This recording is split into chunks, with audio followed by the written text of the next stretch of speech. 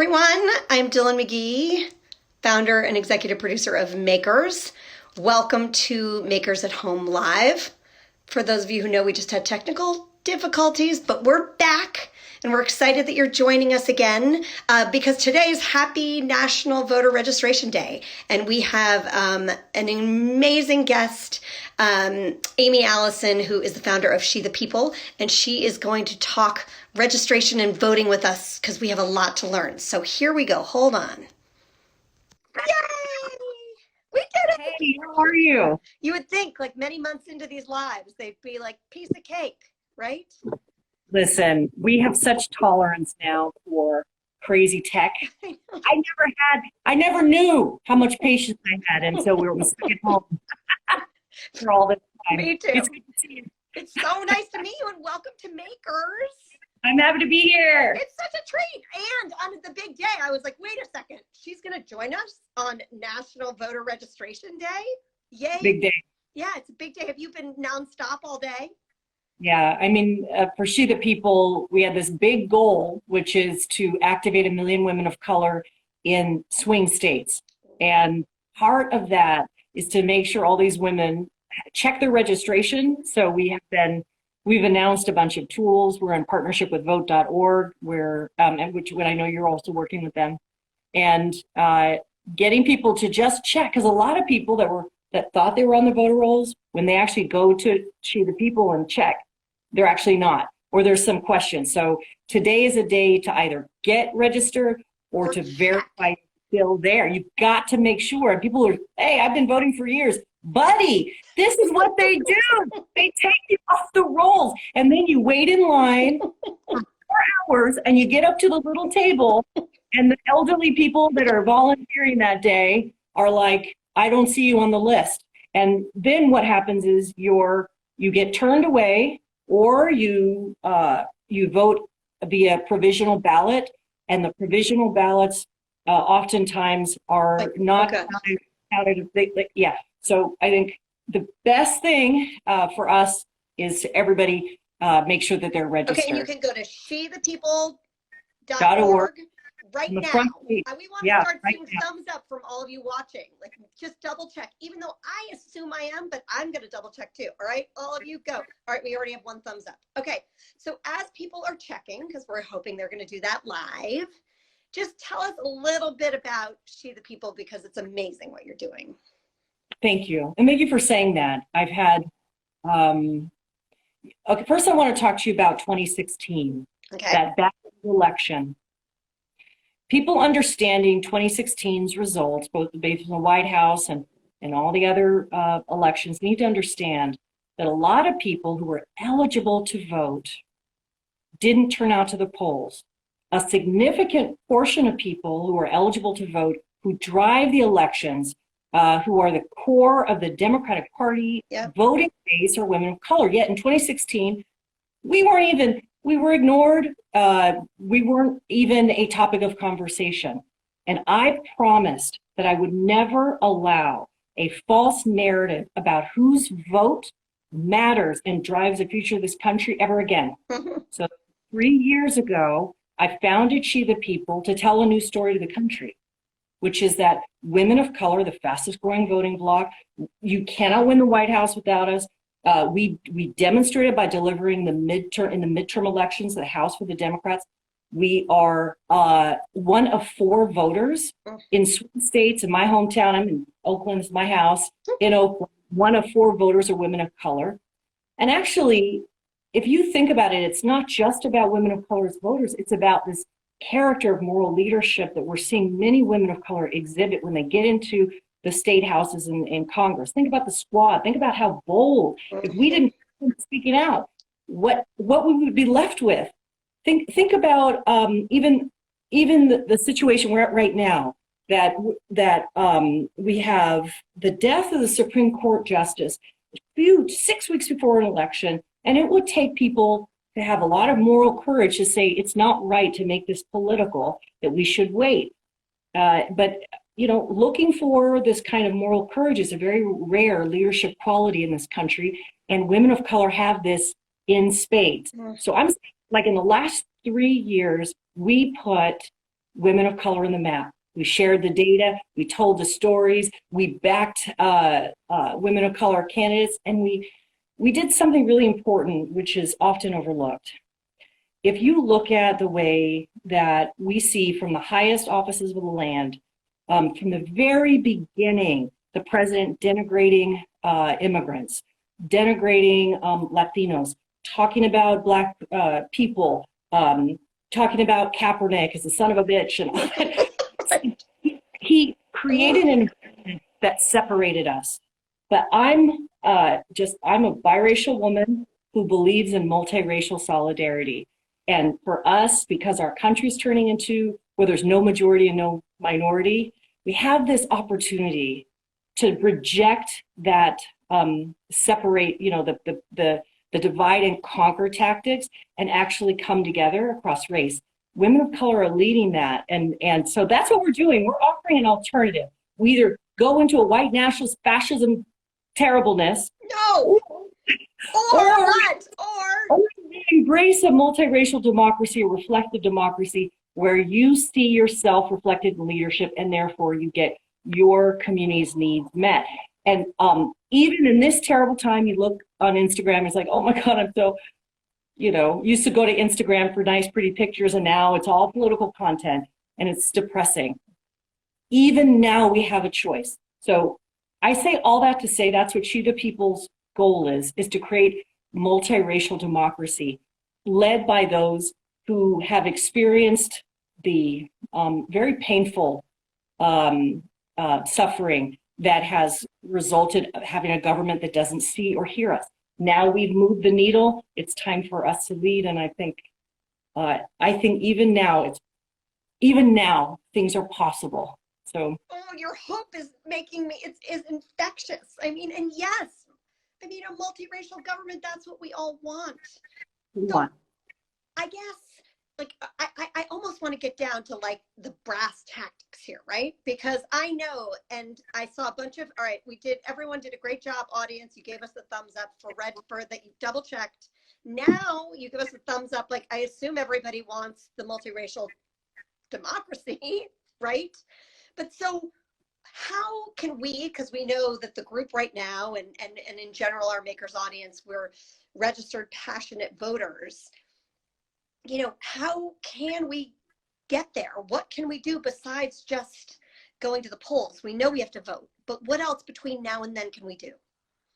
All right, so we got 6 weeks. Okay. Here's the thing.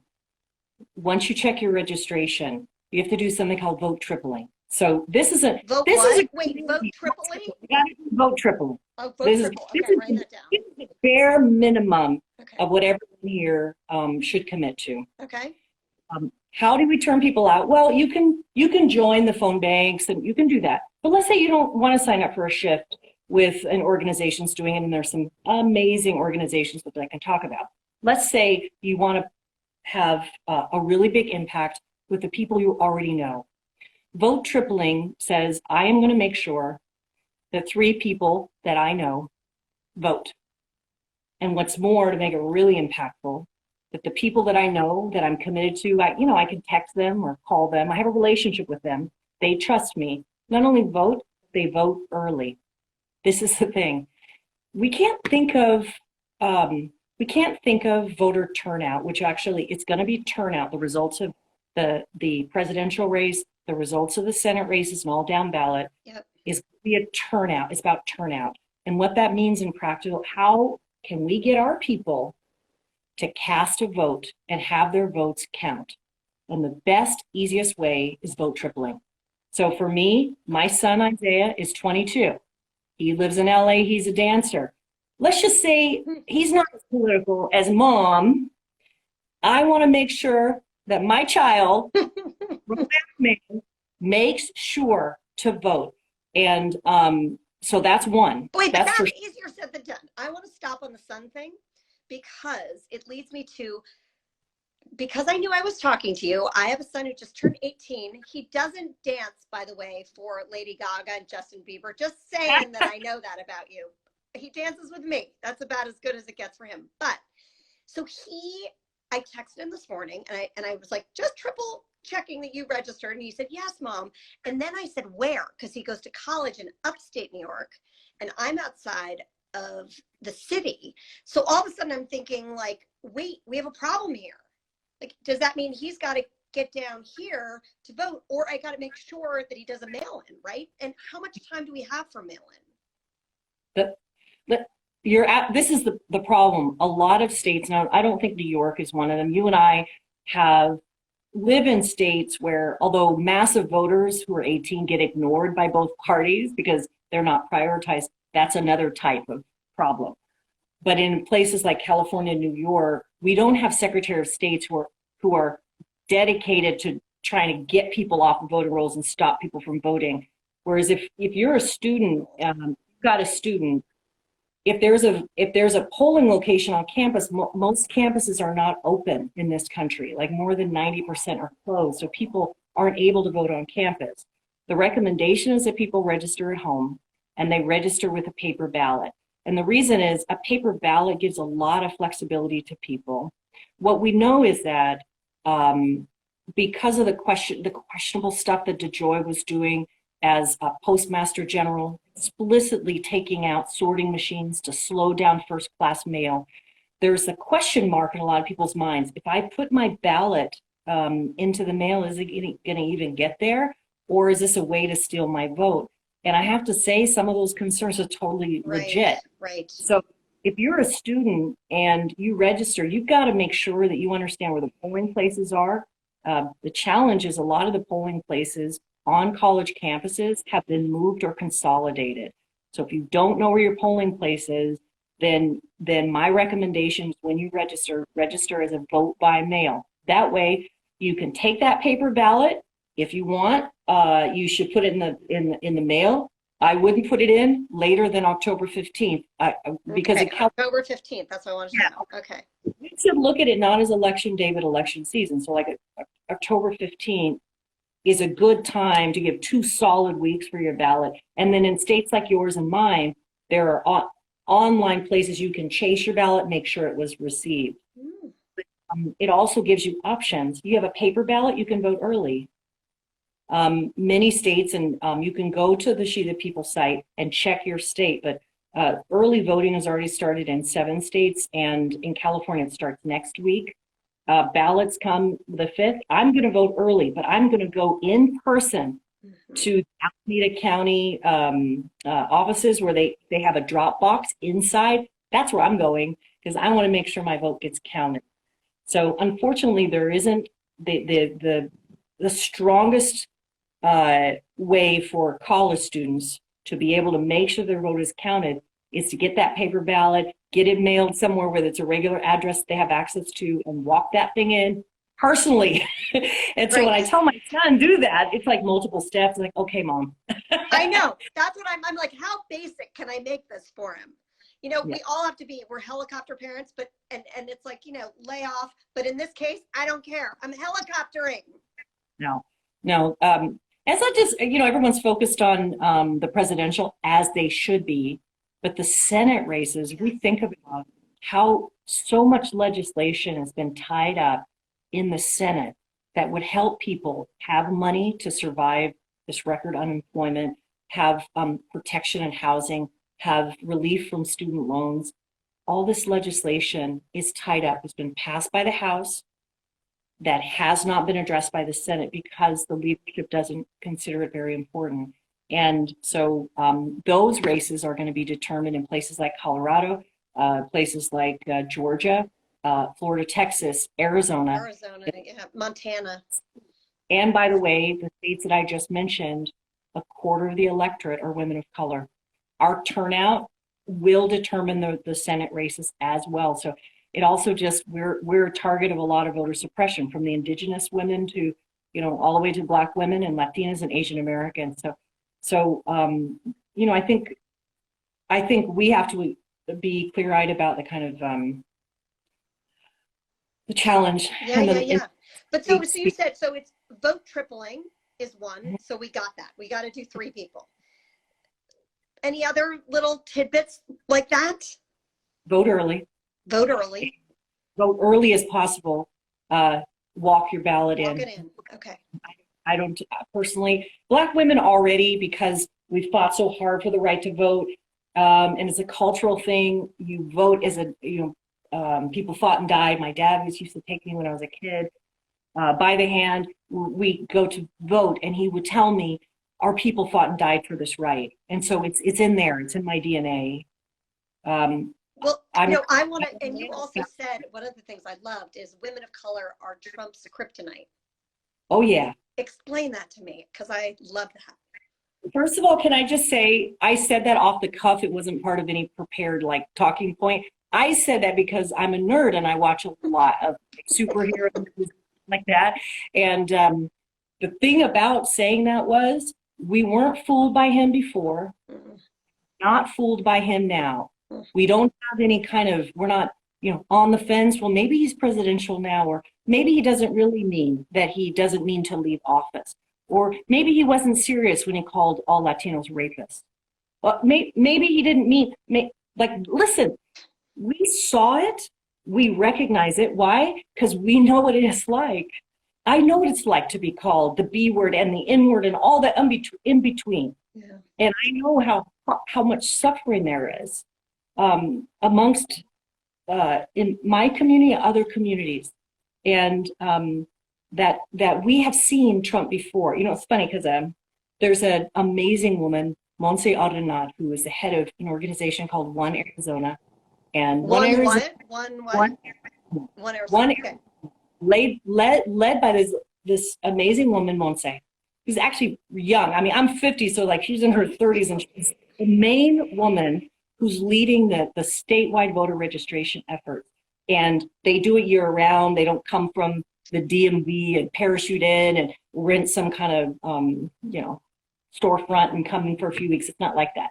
They're in the community. She lives in Phoenix, and she's been registering voters. And they have brought Phoenix, who's a majority people of color state, within a hair's breadth of flipping the state to blue. Montse told me 2 years ago, she goes, actually, when I first got to know them, she goes, look, we've seen Trump before in Arizona, long before Trump became associated with politics. He was just a clown on TV.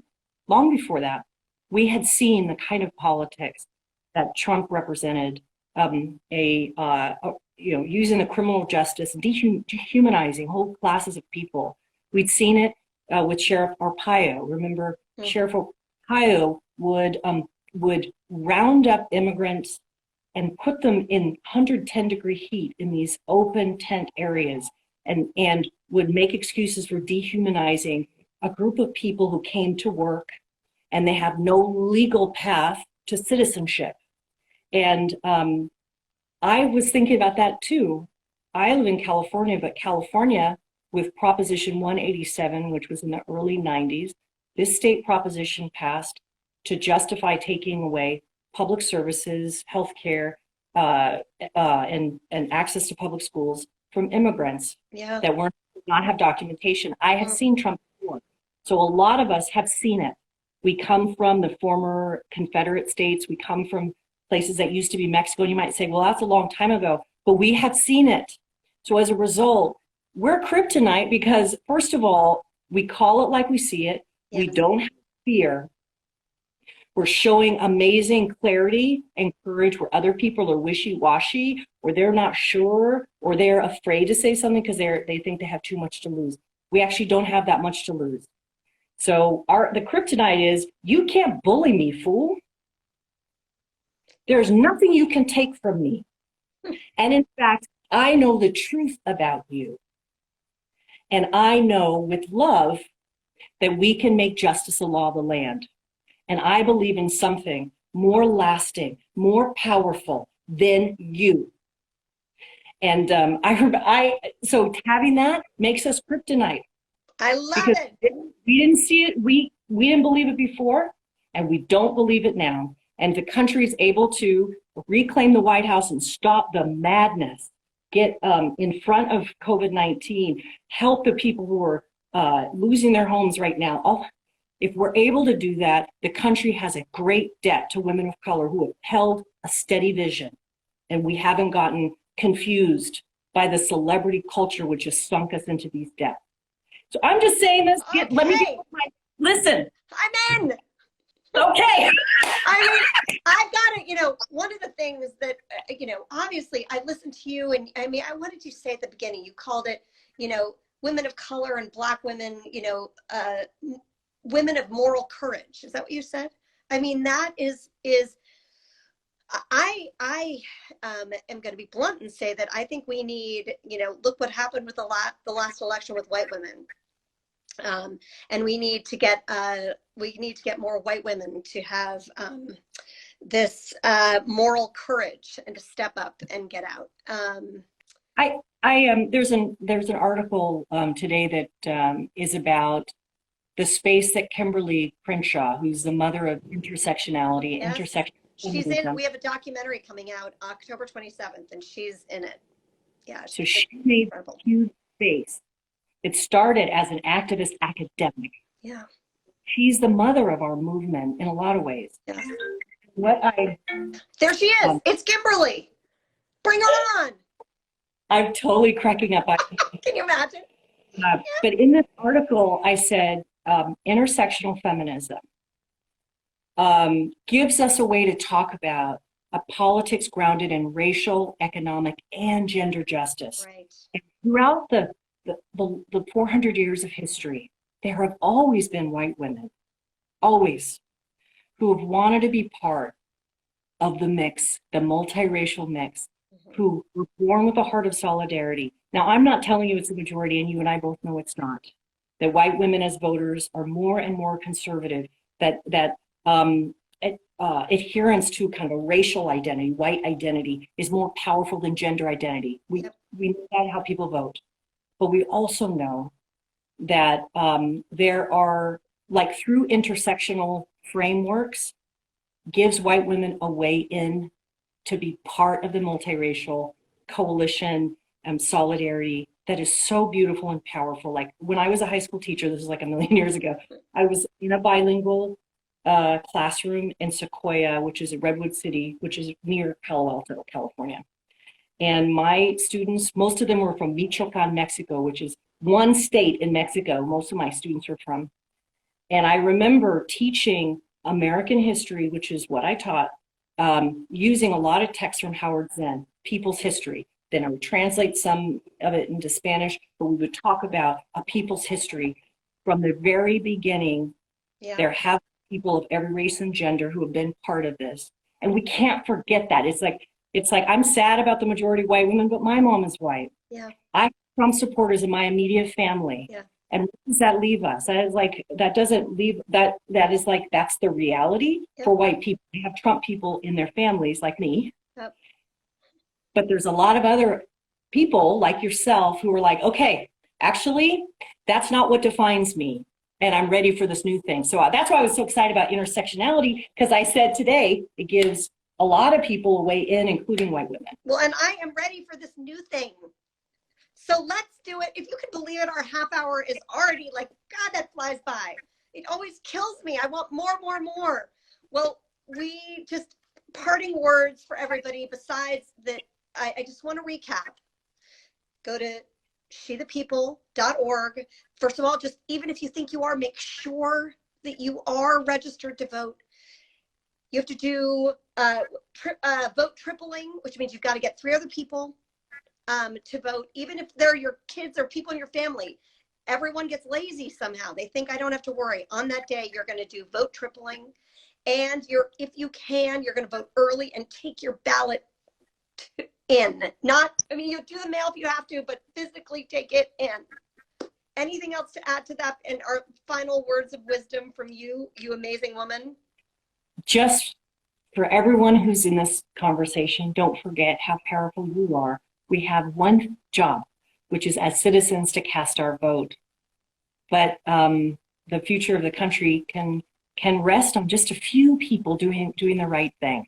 And we're here for this politics that we've never seen. We have not yet seen it, but I don't want anyone to lose faith. This is the time for us to keep focused. I really am so glad to be here with you. Thank you so much for inviting me. Thank you. And all of your dreams, they're our dreams too, and we're going to work together to make it all happen. So thank you. You have a Makers friend. Anything we can do to support all your incredible work, please let us know. And thank you. Now go back to all your other voter registration work. Back to work. Bye. Bye.